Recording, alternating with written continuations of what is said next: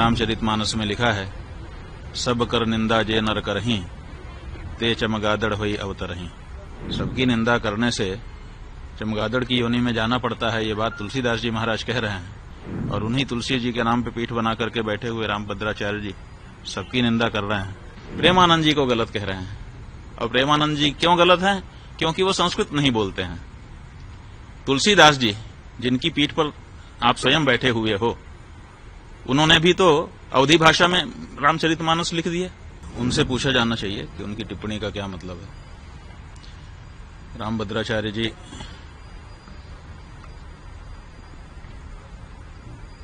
सबकी निंदा करते हैं।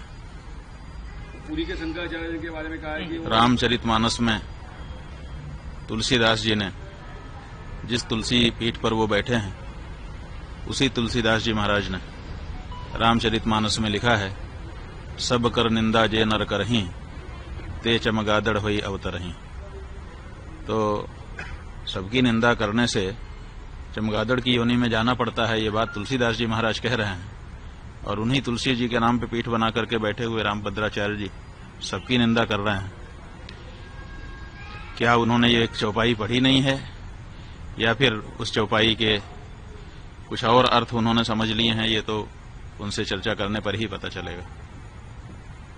रामभद्र जी ने कहा है कि उन्हें 1 लाख क्या कहते हैं शुभ लोग आते हैं, तो क्या कहेंगे आप? ऐसा है कि दावा किया है उन्होंने कि हमको कभी कहा है कि 1 लाख पन्ने याद हैं पृष्ठ, और कभी कहा है कि 1.5 लाख पन्ने याद हैं पृष्ठ।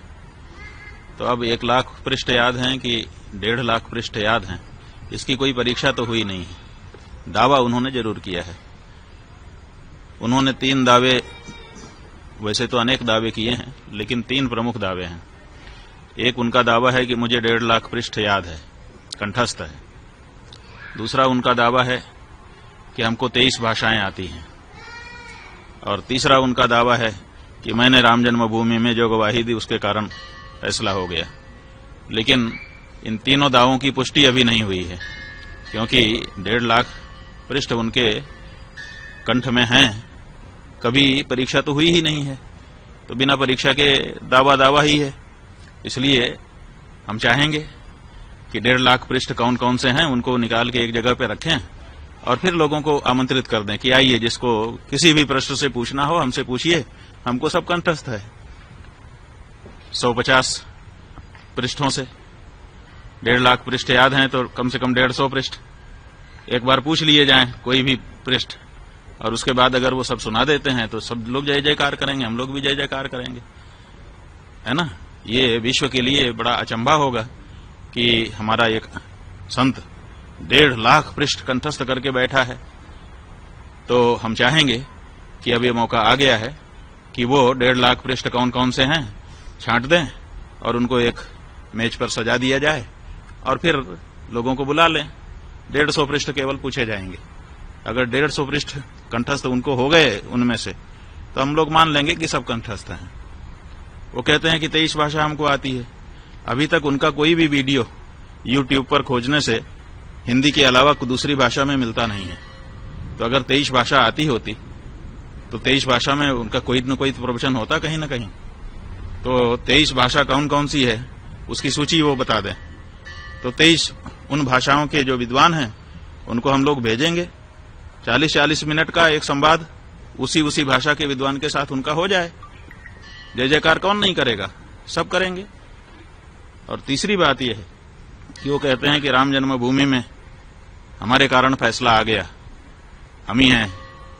तो वहां के वकीलों ने तो इसके विरुद्ध बताया है, वहां के जज ने तो इसके विरुद्ध बताया है, इसलिए इसमें भी शंका हो गई है।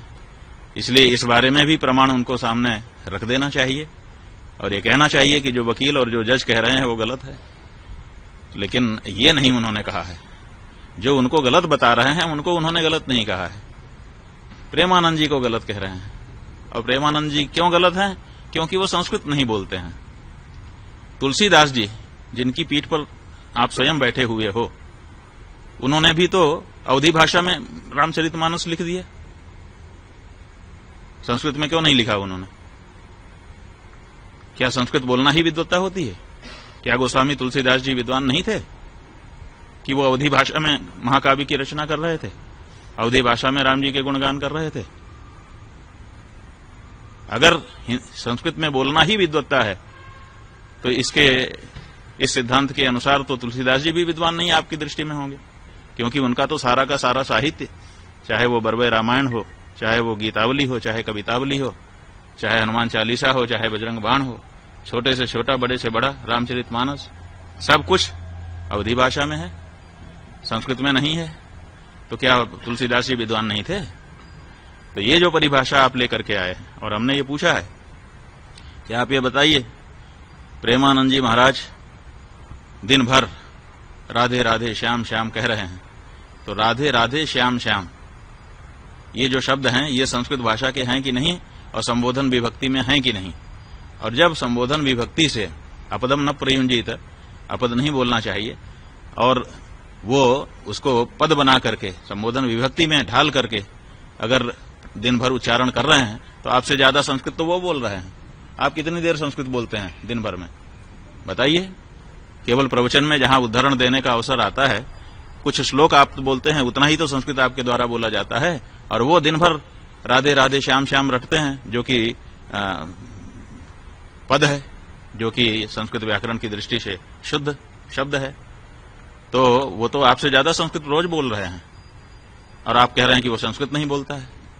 माने संबोधन विभक्ति में जब भगवान का नाम बोला जाता है तो क्या वो संस्कृत नहीं होता है? और अगर संस्कृत होता है तो वो तो संस्कृत ही बोल रहे हैं, दिन भर संस्कृत बोल रहे हैं। आप उनको क्यों कह रहे हैं कि वो संस्कृत नहीं जानते हैं? तो ये जो बातें हैं, इन सब से पता चलता है कि या तो उनकी बात को ध्यान ही देना छोड़ दिया जाए, बिल्कुल अप्रमाण मान लिया जाए, और या तो फिर उनको अपनी योग्यता और अपने जो दावे हैं उनको जनता के सामने आकर के प्रमाणित कर देना चाहिए। हम कहना चाहेंगे, वो पुरी के शंकराचार्य जी को कहते हैं कि वो संस्कृत नहीं बोलते हैं। संस्कृत नहीं बोलते, कोई इच्छा से बोलता है? भाषा जो है वो विवक्षाधीन होती है। विवक्षा का मतलब होता है बोलने की इच्छा। हमको इच्छा होगी तो हम बोलेंगे, इच्छा नहीं होगी नहीं बोलेंगे। कोई हमको जबरदस्ती करेगा कि तुम यही बोलो? ये तो महाराष्ट्र के ठाकरे बंधु हो गए कि बोलना ही पड़ेगा। अरे भाषा जो है, भाषा का नियम है, वो विवक्षाधीन होती है। जो बोलना चाहता है वो बोलता है, जिसको नहीं इच्छा होती है नहीं बोलता है। कौन सा शब्द मैं बोलूंगा ये कोई हमको बताएगा? हम खुद बोलते हैं। जब हमको जिस शब्द की इच्छा होती है उस शब्द का उच्चारण अपने मुख से हम करते हैं। भाषाएं जो होती हैं वो विवक्षाधीन होती हैं, बोलने की इच्छा के अधीन होती हैं। तो ऐसी परिस्थिति में वो नहीं बोलते हैं उनकी इच्छा, लेकिन वो संस्कृत के विद्वान नहीं है, ऐसा तो नहीं है। हम तो जहां तक हम देखिए, हमने पुरी के शंकराचार्य जी का भी प्रवचन सुना है, गंभीरता से सुना है, और इनका भी प्रवचन सुना है, और हम ये कह रहे हैं कि पुरी के शंकराचार्य जी इनसे बहुत बड़े विद्वान हैं।